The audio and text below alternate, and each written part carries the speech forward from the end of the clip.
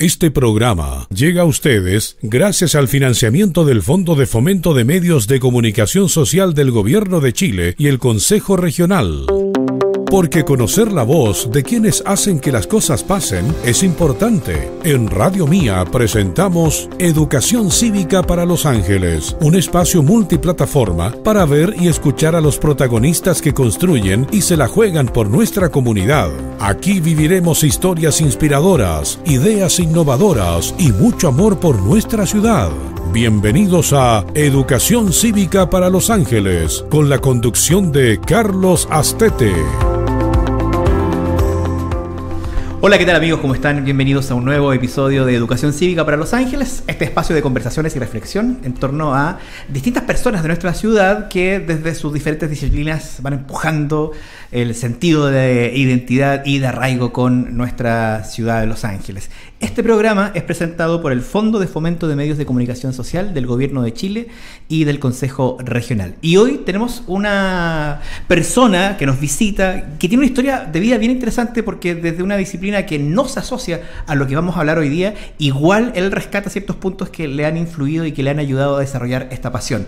Estamos con Luis Garretón. Luis, bienvenido, muchas gracias por estar con nosotros. Hola, Carlos. Hay que decir que Luis es ingeniero forestal de profesión, pero él en su corazón se siente un divulgador histórico y ese es el tema que le apasiona y ese es el tema del que vamos a hablar el día de hoy con este angelino. Primero que todo, y te llevo al mismo lugar donde llevamos a todos nuestros invitados. Pregunta 1. ¿Tú naciste en Los Ángeles? ¿Eres angelino de siempre, de toda la vida? De tomo y lomo, como se dice. De tomo y lomo. ¿Cuáles son los primeros recuerdos que tienes de esta ciudad? Mira, mi niñez fue en los años 80, para empezar, mi juventud en los 90. Yo recuerdo que era una ciudad, un pueblo tirado para ciudad. Un pueblo con aspiración de ciudad. Sí, tranquilo, con poca gente en las calles. Un sábado muy parecido a un domingo. Exacto. Muy sábados y domingos muy silentes. Sí, absolutamente.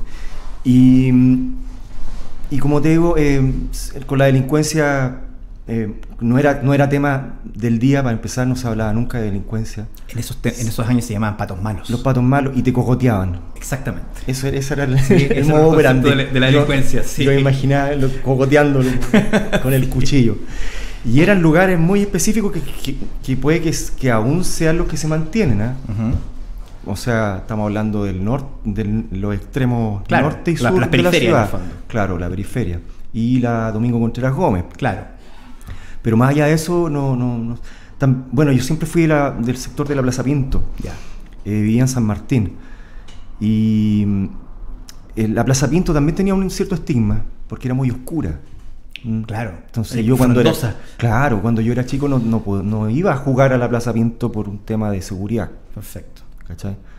Y de repente la seguridad también estaba relacionada con los temas de que hay ahora que pudiesen hacerle daño a las mujeres. A lo mejor había un degenerado detrás de un árbol, claro, ¿cachai? O metido atrás de las matas que podía a lo mejor violentar a una mujer. Esos eran los temas. Ese era el rollo asociado a la oscuridad. Sí, claro. Perfecto. A la oscuridad.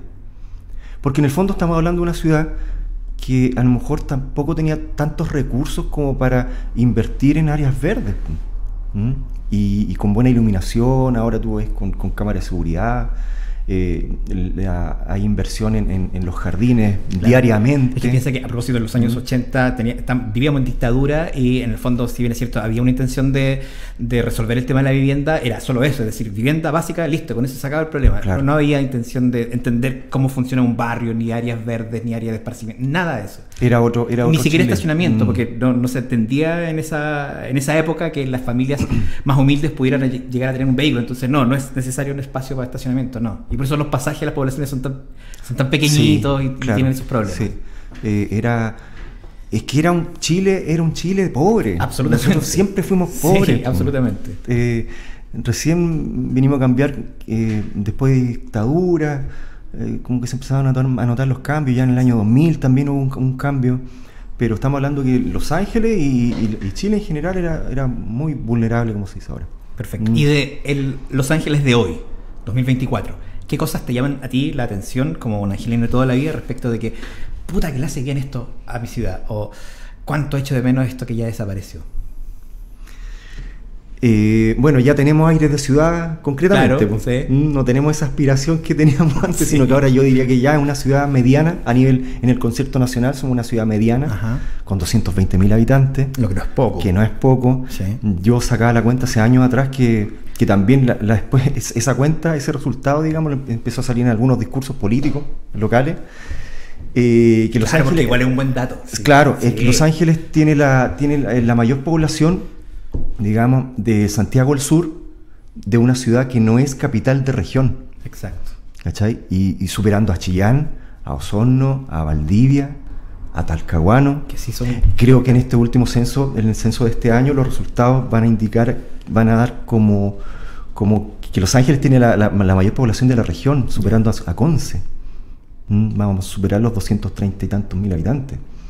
Sigue creciendo. Y sigue Y se creciendo. sigue expandiendo. Claro. Está comenzando a expandirse hacia arriba ahora. Claro. Con el advenimiento de torres urbanas. Sí, ese también me acuerdo que era un tema cuando era chico, que yo lo que quería era que Los Ángeles tuviera edificios. pues. Claro. Y Teníamos el centro de España, ¿no? Teníamos el centro de España y el Asturias. Exacto. Y cuando uno pensaba en Santiago, uno quería que Los Ángeles también tuviera un edificio. Exacto. El edificio de cristal era el Banco del Estado. Claro. El edificio de cristal. Sí. Pues uno pasaba por fuera y yo trataba de imaginarme que estaba en Santiago. Esto es un edificio de cristal. Me aburre. Sí. En su máxima expresión. Sí. Y ese gomero que había dentro, Oye, que todavía está. Sí, tienes razón. Perdura ahí. Igual es patrimonio ese gomero ahora que lo pienso, fíjate. Claro que sí, pues patrimonio natural. Yo en lo ¿Por qué personal no conozco otro edificio que tenga un gomero así de imponente dentro de la estructura. Da para una nota. Está interesante eso. Sí. Tú viviste el acontecimiento de los 250 años de Los Ángeles, que incluyó un jingle que yo recuerdo perfectamente. Chutas ahí tú que no, pero pucha, mi abuelo siempre ha sido ejemplo en estos temas porque él estuvo bien involucrado en los 250 años de Los Ángeles. Fue en el 89. Se hicieron hartas cosas. Sí, se hizo un Sí. libro también a propósito. Claro, no, yo estaba en el colegio y en el colegio había que hacer un montón de actividades en función del aniversario de la ciudad. Había un logo, Exacto. un logo que salía el Salto en Laja. Ujú. Salían 250 con el escudo municipal. Que es un hito muy relevante, que fue transversal además. Mira, sabes tú que ahora estamos pensando con un grupo de amigos y ya lo hemos puesto en el tapete, digamos, local, en los medios, sobre la conmemoración de los 300 años de Los Ángeles, Perfecto. que va a ser ahora el 2039. Ujú. ¿Y por qué tan apresurado? ¿Por qué tan adelantado? Porque en el fondo hay que conmemorarlo a lo grande, Claro. con inversión en infraestructura, ¿cierto? Con distintas actividades que sean trascendentes, y esa actividad y esa inversión se tiene que trabajar a lo menos con 15 años de Con alta preparación. Claro. Viste, ahí te salió el ingeniero que llevas dentro. Sí. La evaluación de proyectos a largo plazo. Estamos conversando con Luis Garretón. Él es ingeniero forestal de profesión, pero en su corazón él se considera un divulgador histórico. Y respecto de lo mismo, les comento que este programa llega a ustedes gracias al Fondo de Fomento de Medios de Comunicación Social del Gobierno de Chile y la Corporación Regional, o más bien el Consejo Regional. Luis, ¿cómo llegaste al mundo de la pasión por la historia? ¿Eres bueno para la historia en el colegio? ¿En qué momento decidiste, oye, sé que acá hay algo que me gustaría compartir, este interés que tengo yo me gustaría compartirlo con las demás personas? Cuéntanos. Sí, tiene que ver en realidad, la asignatura de Historia y Geografía era la que más me salvaba, la que me subía al promedio. En el colegio. Cuando era chico. Perfecto. Y sobre todo la geografía que tenía que ver con los dibujos, con los mapas. Ya. De hecho, recuerdo que muchas veces me sacaban al pizarrón a dibujar el mapa. A ti. Sí, que estaba en el libro para que el profesor pudiera explicarlo de mejor manera. Dibuje este archipiélago, señor Absolutamente. Garretón. Chile, la región, los planos. Siempre lo hice. Ya. Entonces ya tengo hay algo de eso en la geografía, y la geografía va con la historia. O sea, Entonces, cumplía ciertas competencias desde sí, muy chico. sí. Y bueno, definitivamente después no ocurrió nada con la historia. Yo continué mi vida, saqué la carrera, me puse a trabajar en el rubro, digamos, en el rubro de la madera. Y cerca en los tiempos del terremoto, el 2008, 2009, ya estaba con el bichito de la historia, pero relacionado a la familia, a la genealogía. Estudiando la historia un poco de mi abuelo, de mi bisabuelo, de mi tatarabuelo, de mi tatarabuelo, llegué al tiempo de la colonia. Hacia atrás. Hacia atrás, como 10 generaciones aproximadamente, 9, 10 generaciones. Y todo asociado a la historia de Chile. ¿Por qué? Porque por el lado Garretón, la mayoría fueron militares, entonces hay una gran tradición militar en mi familia. El papá de mi abuelo, que también se llamaba Luis Garretón, fue comandante del regimiento acá en Los Ángeles. Tu bisabuelo, ¿no? Mi bisabuelo. Y su padre, mi tatarabuelo, Claro. cayó en la guerra de Tarapacá en el año 79, en la guerra del Pacífico. Claro. En En 1879. 1879, junto a Eleuterio Ramírez, que era su comandante. Entonces ahí yo me empecé a dar cuenta que hay algo. Hay algo, no solamente ver la historia de lo externo a uno, sino que esto es familiar, esto es propio, esta hay sangre mía. Sí. ¿Cachai? Y ahí empecé, ya llegamos con el tiempo del terremoto 2010, yo ya estaba sumergido en la historia, sobre todo después del terremoto en la planta y el nacimiento dejó de trabajar como 2 meses. Entonces tuve mucho tiempo libre porque yo trabajaba en operaciones, entonces no estuve yendo a trabajar con sueldo, ¿sí? Otro privilegio. Claro, fueron unos par de meses, entonces ahí me empecé a meter en los temas y de repente aparece O'Higgins a todo esto. O'Higgins, Bernardo. Bernardo O'Higgins, claro. Aparece Bernardo O'Higgins porque me empecé a dar cuenta que mi abuelo había sido muy o'higginiano. Y yo me empecé a preguntar, ¿y por qué era tan o'higginiano mi abuelo? Y me pasó el rollo político y todo el cuento. Pero no, pues no tenía nada que ver con la política ni la ideología, sino que era Bernardo O'Higgins angelino. Bernardo O'Higgins había vivido acá su juventud. Recordemos que se supone que nació en Canteras. Supuestamente, yo no lo quiero aseverar, Por eso digo, se supone que nació en Canteras. Claro, en condicional nomás. Habría nacido aquí, habría hecho tal cosa. Entonces me empecé a sumergir en el tema de la vida de Bernardo O'Higgins acá en Los Ángeles. No su batalla, ni arriba, ni abajo el caballo, ni en Santiago, ni el director supremo. Su primer acercamiento al mundo político.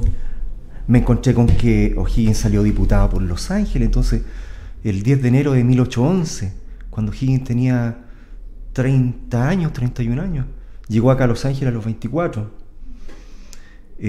También me empecé a imaginar cómo era Los Ángeles de ese tiempo, por qué salió diputado, por qué fue alcalde, cuáles eran sus amigos. ¿Con quién se juntaba? ¿Con quién se juntaba? Y me encontré con parientes míos. Se juntaban con O'Higgins. Claro, pues. ¿Cachai?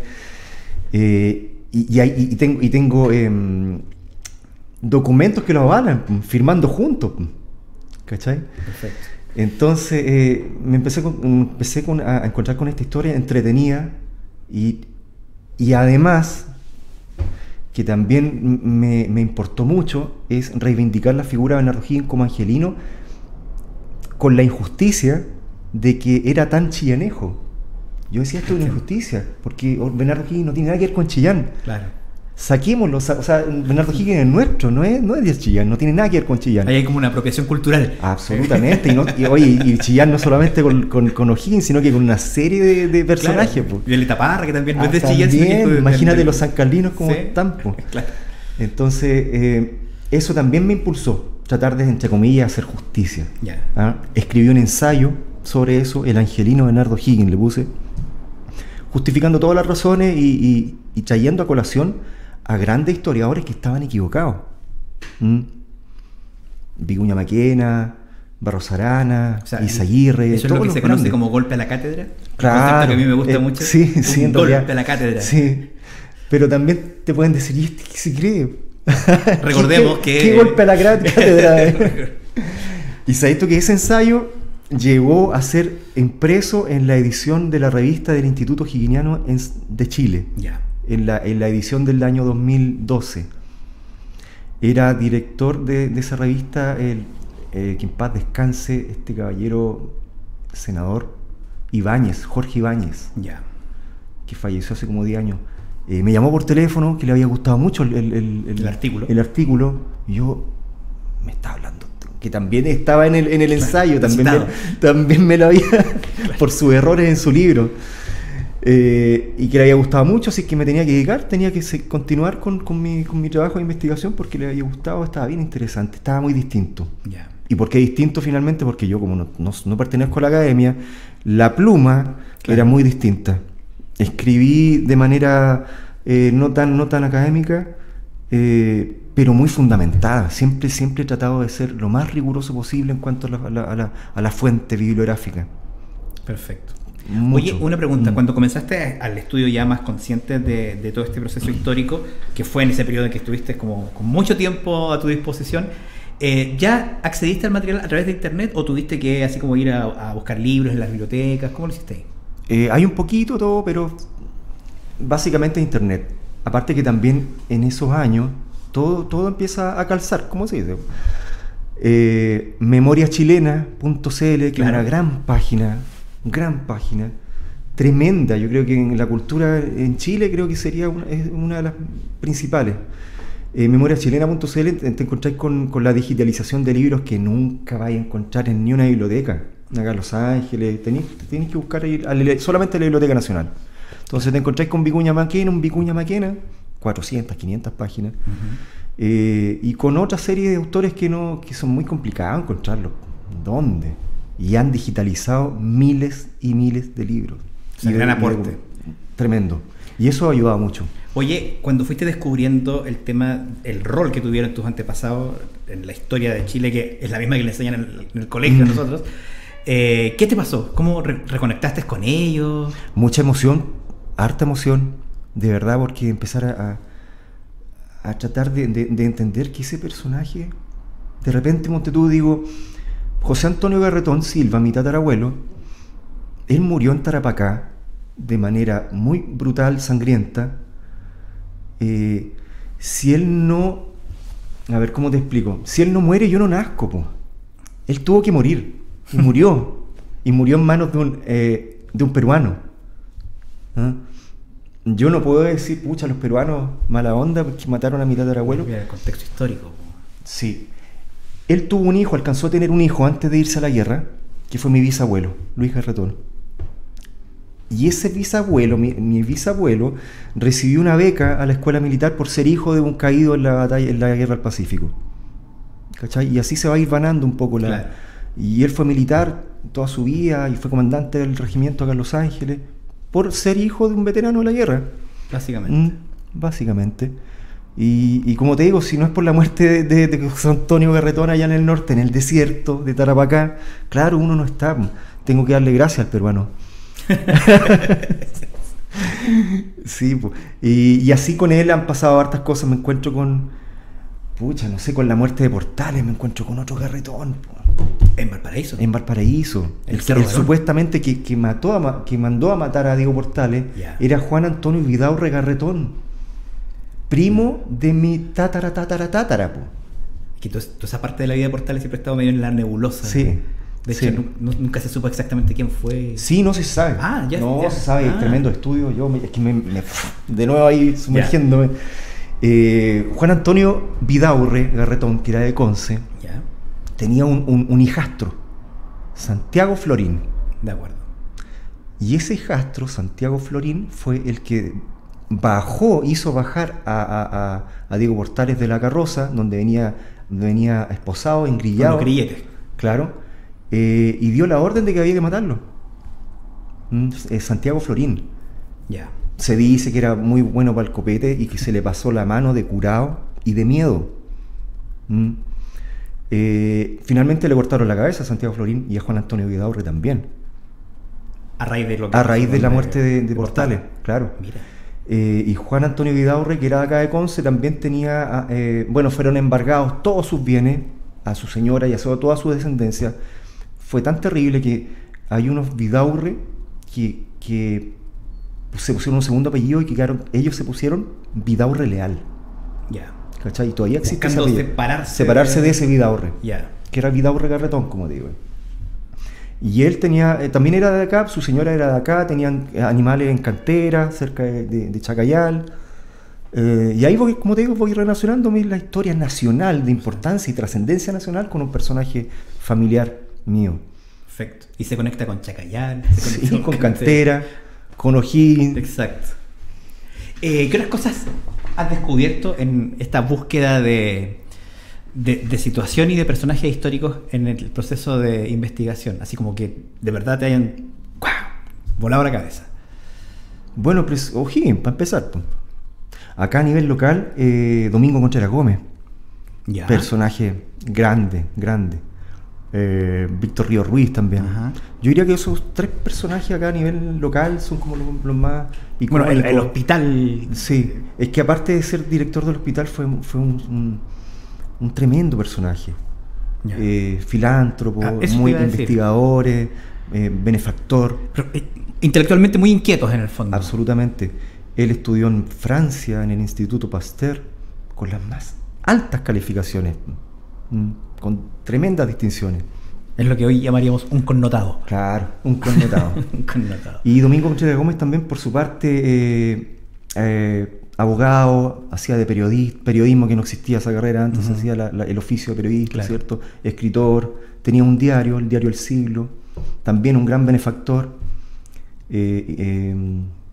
político, regidor, las tenían todas, Claro.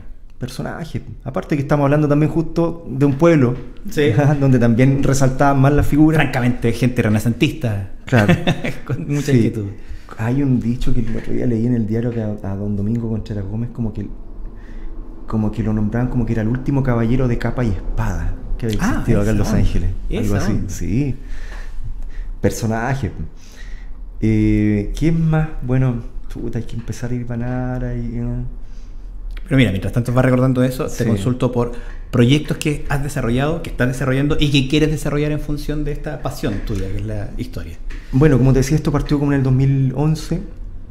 En esos años empecé a escribir en la revista Vía Los Ángeles un artículo todos los meses, en una revista que es digital e impresa.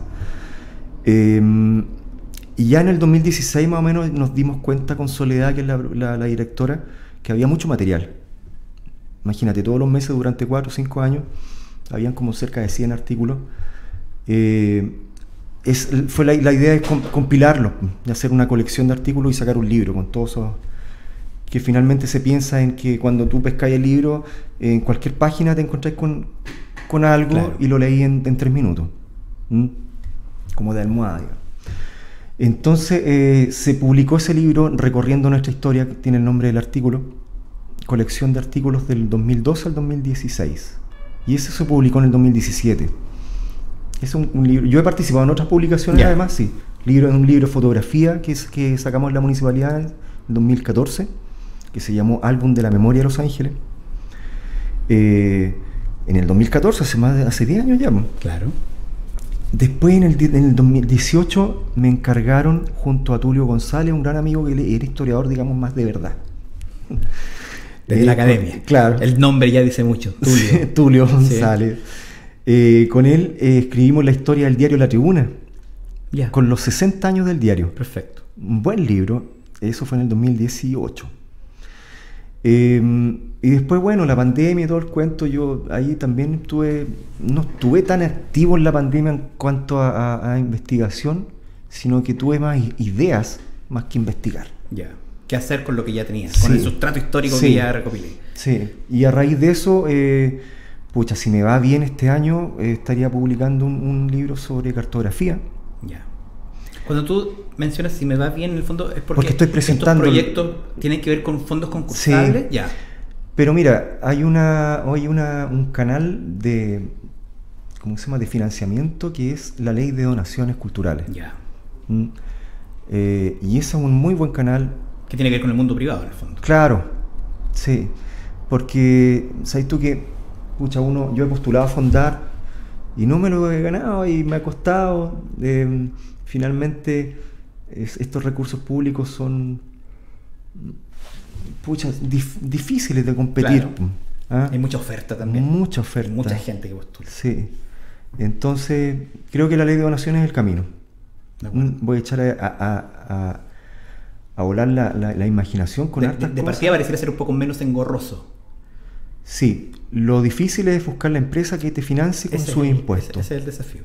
Claro. Lo otro ya pudiésemos decir que es menos complejo. Lo otro que hice hace poquito fue, el año pasado, el 2023, un libro sobre la historia de Mulchen. Eso me lo encargó la municipalidad.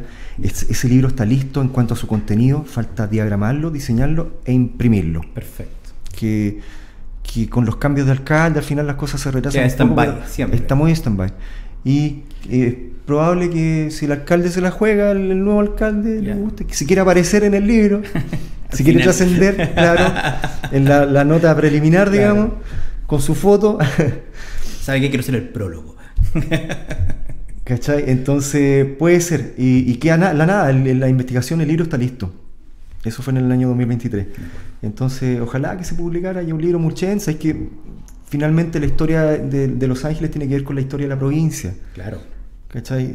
Las comunas acá son ciudades muy hermanadas, porque fueron nacidas, digamos, en el contexto de la frontera, del Biobío. Sí, frontera natural. La frontera natural, la raya del Biobío, como le decían también. Entonces, hablar de Nacimiento, Mulchen, Santa Bárbara, Tucapel, Cabrero no tanto, porque Cabrero es una comuna mucho más nueva, del siglo XX, del fondo Las Perlas. Pero todas las demás somos, como te digo, hermanadas, comunas hermanadas. Y la historia de Los Ángeles es la historia de sus hermanos también. Claro. En particular los que están más cerca, justamente Mulchen, sí, Nacimiento, Santa Bárbara, Antuco, donde también tengo parientes, y ahí me meto también en los cuentos. Está el tema de las fortificaciones, muy interesante. Y de a poco también me he encontrado con la historia colonial de la zona, muy entretenida. Yo antes también tenía un prejuicio de que la colonia tenía un cierto letargo, que era como un país tan, siempre pobre, de mucha pobreza. Nosotros somos una tierra marginal.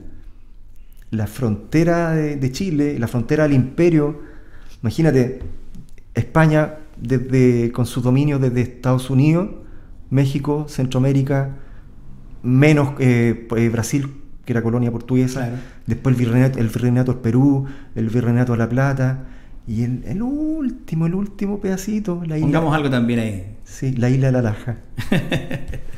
La isla de La Laja, en la línea del Biobío. Lo último. Eso somos nosotros, ¿no? Esa es la frontera del Imperio Español, marginal. ¿No? Al borde. Con el mundo indígena, que si bien es cierto, también hay un poco hay que derribar mitos también, porque tampoco podemos decir que hay una resistencia de 300 o 400 años en esta frontera. Ni tampoco podemos decir que la corona española era un sistema de opresión, ¿cachai? Al contrario, la frontera era un espacio de encuentro.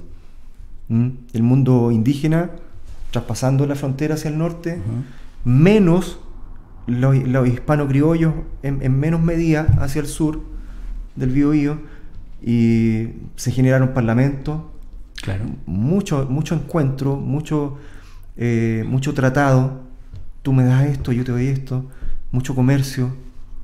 Entonces, esa guerra de Arauco, el mito de una guerra de resistencia, de conflicto, de peleas, en la historia claramente está, hay sublevaciones, sí. Pero uno se encuentra más con tiempos de paz, y de encuentro, y de mezcla, y de interrelaciones. La gente de la cordillera del otro lado de los Andes, digamos, los pehuenches. Y esa vida colonial es súper entretenida. Ya en el siglo XIX es otra cosa, ya en los tiempos de la República, ahí te puedo decir que hay un origen muy conflictivo con el mundo mapuche, porque ya el chileno, la República, el patriota, traspasa el Biobío en mala. Exacto. A apropiarse de los terrenos. El tema de la pacificación. Absolutamente. Pacificación. Claro. Sí. Aunque el concepto de pacificación también tiene sentido, no es por ser conservador, ajá, pero de una u otra manera se pacifica lo que está un poco alterado. Claro. ¿Cierto? Y había una vida bastante alterada en esos años en la Araucanía, por distintos motivos, por muchos chilenos que se pasaban a la Araucanía a revolver el gallinero, como se dice vulgarmente. Y habían muchos loncos, había mucho mundo mapuche preocupado por eso mismo. ¿Cachai? Entonces había de alguna manera que pacificar ánimos. No todos los mapuches tenían... siempre en las comunidades tenían muchos conflictos. O sea, los pehuenches de la cordillera y los mapuches por mucho tiempo no se podían ni ver. Claro. Y ahí tenían que mediar, y mediaban chilenos mediaba a la gente, digamos... Como garantes, en el fondo. Pues, claro que sí, sobre todo en el siglo XIX. Pero volviendo a la época de la colonia, siglo XVIII y para atrás, como te digo, la vida fronteriza de Los Ángeles igual era muy entretenida. Desde ahora uno lo ve con los tiempos, y en particular tú, que la has investigado mucho. Sí, uno lo dice, pucha, que entretenido, pero para mucha gente fue un tremendo conflicto. Sí, sin duda. Sí. Sin duda. Hay que pensar siempre, cuando uno se pone a estudiar la historia, con mucha imaginación, tratar de ser justos con las personas que vivieron su tiempo, que eran personas de su tiempo. Exacto. Con los prejuicios de su tiempo, con los dimes y diretes. realidad. Por eso es tan importante el contexto, para entender mejor las cosas. Sí, entonces cuando uno se echa para atrás, digamos, a estudiar estas cosas, uno tiene que pensar en esas personas que ellos no tenían la bolita de cristal, así como tampoco la tenemos nosotros. Claro. Nosotros no sabemos lo que va a pasar en el futuro. No. A nosotros vamos a hacer, a lo mejor, los del futuro se van a reír de nosotros, lo que estamos haciendo ahora. Probablemente. ¿Cachai? ¿Pero cómo hacían eso? ¿Y cómo hacían eso? ¿Cómo están en la radio? ¿Le están imponiendo un programa a la gente?